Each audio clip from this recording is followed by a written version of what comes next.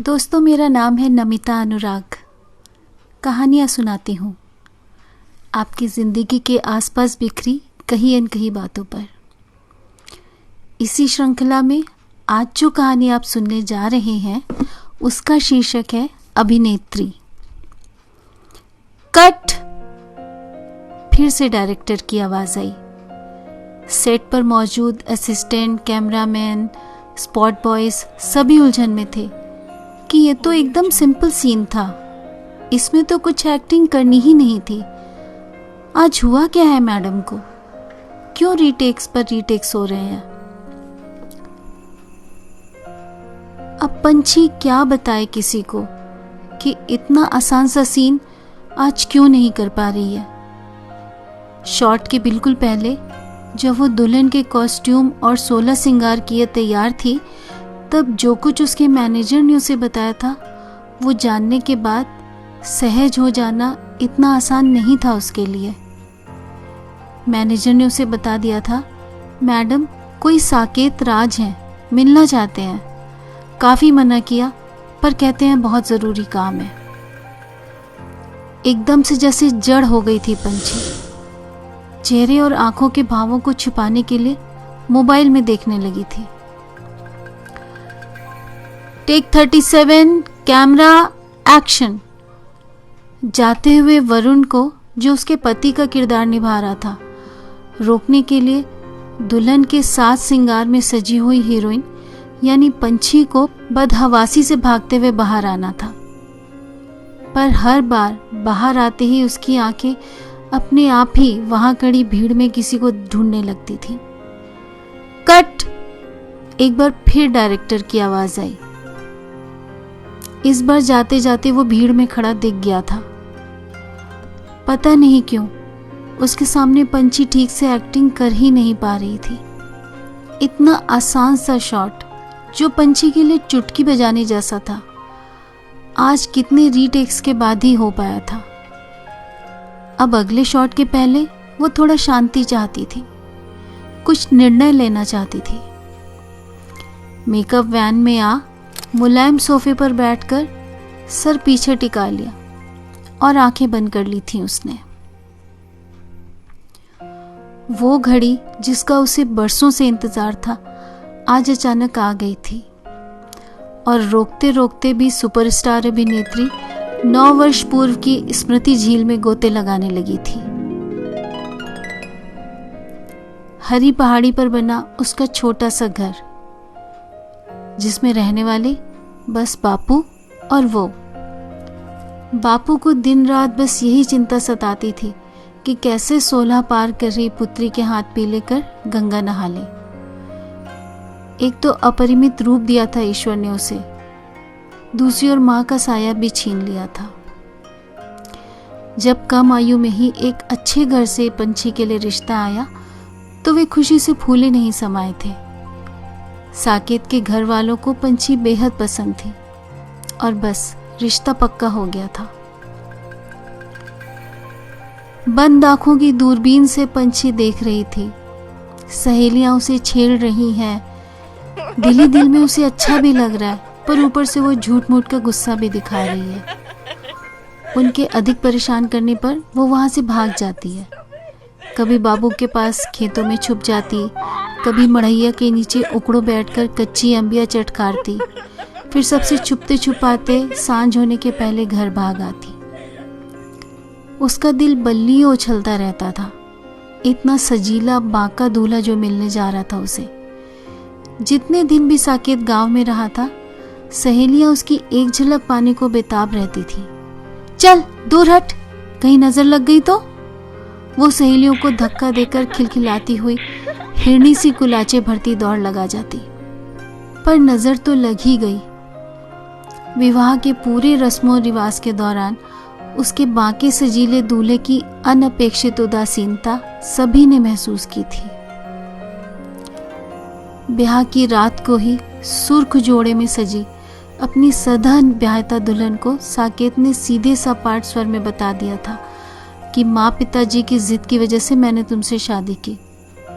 अब तुम्हें यहीं उनके पास रहकर उनकी सेवा करनी होगी। मेरे साथ शहर जाने की कभी सोचना भी मत।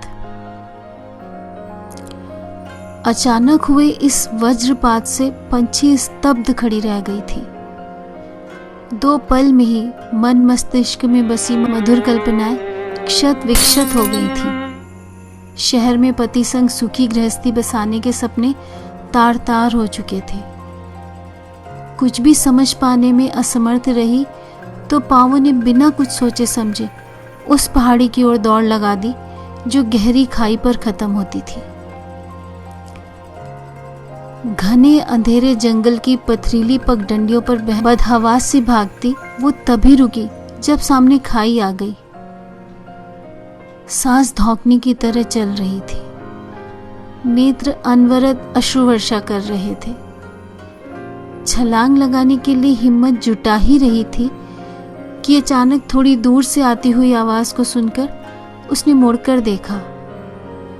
पहाड़ी पे नीचे की ओर एक जीप खड़ी थी। एक आदमी उसमें बैठा था और एक संभ्रांत से दिखने वाले बुजुर्ग हांफते हांफते उसकी ओर चढ़ते आ रहे थे। पास आते हुए बोले, क्या हुआ बेटी, यहाँ इतने अंधेरे में अकेले क्या कर रही हो? कुछ क्षण वो उन्हें विस्फारित नेत्रों से देखती रही, पर फिर अपनी वेशभूषा का भान होते ही तत्परता से स्वयं को संभाल लिया। जोर से मुस्कुराकर बोली, वो मेरे पति है ना, आ ही रहे होंगे। हम दोनों रेस लगा रहे थे ना, तो मैं जीत गई। ओह अच्छा अच्छा। फिर वे वहीं पड़े एक बड़े पत्थर पर बैठ गए। बेदाग पहाड़ी सौंदर्य की स्वामिनी उस किशोरी दुल्हन की कृत्रिम हंसी और उसके इरादे को वो भांप चुके थे। उसके पास आकर बोले, देखो बेटे, समझ सकता हूं कि तुम पर कोई भारी विपदा आन पड़ी है, पर कोई उल्टा सीधा कदम न उठाना। फिर ऊपर उंगली उठाते हुए बोले, वो हर समस्या का हल देता है। चलो मैं तुम्हें तुम्हारे घर छोड़ दूं। गहरे सदमे से अभी तक सुप्त पड़ा पंछी का मस्तिष्क धीरे धीरे क्रियाशील हो रहा था। कहाँ जाए वो? वापस उसी घर में? साकेत के बारे में सोचकर ही वितृष्णा हो उठी थी उसे। फिर बापू के पास? कल ही तो वो अपनी पुत्री का पाणी ग्रहण संस्कार निपटाकर निवृत्त हुए। अब तो गंगा स्नान के सपने संजो रहे होंगे। कुछ घंटों की ब्याहता पुत्री ससुराल से बैरंग चिट्ठी सी फेर दी गई है। इस सत्य को जान क्या गांव वाले उन्हें चैन से जीने देंगे? उन्हीं लोगों के बीच शेष जीवन कैसे बिता पाएंगे बापू और वो? किसी दिन उसे विष चटा बापू स्वयं भी मुट्ठी भर फांक दीर्घ निद्रा में सो रहेंगे। सोच कर ही कलेजा मुंह को आने लगा था उसका। पर ये अंकल जी, अगर ये भी उसके साथ कुछ षड्यंत्र रच रहे हों तो? आगे कुआं, पीछे खाई थी। क्या करे, कहाँ जाए वो? उसकी दुविधा भांप अंकल जी फिर बोले, तुम मुझ पर भरोसा कर सकती हो बेटी। मैं बंबई में रहता हूँ, यहाँ किसी काम से आया था। अभी रात की गाड़ी से ही वापस जा रहा हूँ। अगर चाहो तो मेरे साथ चल सकती हो। वहाँ कोई नौकरी वगैरह दिलाने में तुम्हारी मदद कर सकता हूँ। पर हाँ, कोई जबरदस्ती नहीं है। तुम स्वयं अच्छी तरह सोच विचार कर लो। मस्तिष्क कुछ सोच पाता उससे पूर्व ही जिह्वा अपना काम कर गई। मेरे बापू को भी ले चलोगे अंकल जी? और कुछ समय पश्चात वे तीनों मुंबई की ट्रेन में थे। मुंबई आने के बाद जिंदगी ने इतनी तेजी से करवट ली कि स्वयं पंछी और उसके बापू भी आश्चर्यचकित थे। पता चला कि उन्हें साथ लाने वाले सहृदय अंकल जी और कोई नहीं, फिल्म इंडस्ट्री के जाने माने प्रोड्यूसर दामोदर राव थे। बिना किसी स्वार्थ के वो बस हर दुखिया की सहायता करना चाहते थे। किशोर वय की पंछी जब एक दिन शूटिंग देखने गई तो घर आकर हीरोइन के सारे डायलॉग्स और सीन्स उसने हूबहू उतार कर रख दिए। बल्कि कहीं कहीं तो उस मंजी हुई अभिनेत्री को भी मात दे दी थी।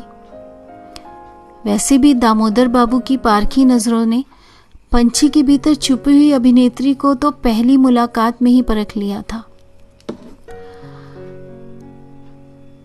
पिता पुत्री की सहमति से शुरू हो गई थी पंछी के शहरी तौर तरीकों और अभिनय की ट्रेनिंग। 10वीं की परीक्षा तो उसने दी ही थी। अब नफासत भरे बातचीत का अंदाज, अभिनय की ABCD से लेकर गूढ़ बारीकियां तक सब कुछ उसे छोटे बच्चे की तरह घुट्टी में पिलाई जाने लगी। और ऐसे में काम किया पंछी की कम आयु ने। इतनी शीघ्रता से लड़की सब कुछ समझकर ज्यों का त्यों सुना देती थी कि उसकी अंग्रेज मेम भी कई बार आश्चर्यचकित रह जाती थी। 5वां साल बीतते न बीतते अल्लड़ पंछी बन चुकी थी फिल्म जगत की हर दिल अजीज अभिनेत्री, सुपरस्टार नंदिता राज। उसकी हिट फिल्मों की संख्या साल दर साल बढ़ती ही जा रही थी।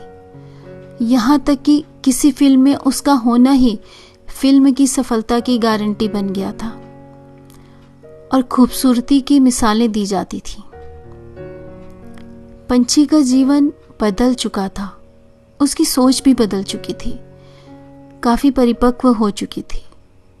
पर एक चीज थी जो अभी भी नहीं बदली थी। वो अभी भी सबसे छुपा के अपनी मांग में जरा सा सिंदूर रोज लगाती थी। आखिर साकेत की ब्याहता पत्नी थी वो। एक न एक दिन तो वो समझ ही लेगा कि उसने कितना गलत किया है पंछी के साथ। तब जरूर वापस आएगा उसका साकेत, उससे क्षमा याचना कर उसे अपने साथ ले जाने के लिए। तब वो ये चकाचौंध भरी फिल्मी दुनिया हमेशा के लिए छोड़कर अपने पति के संग चली जाएगी, अपनी छोटी सी सुखी गृहस्थी बसाने।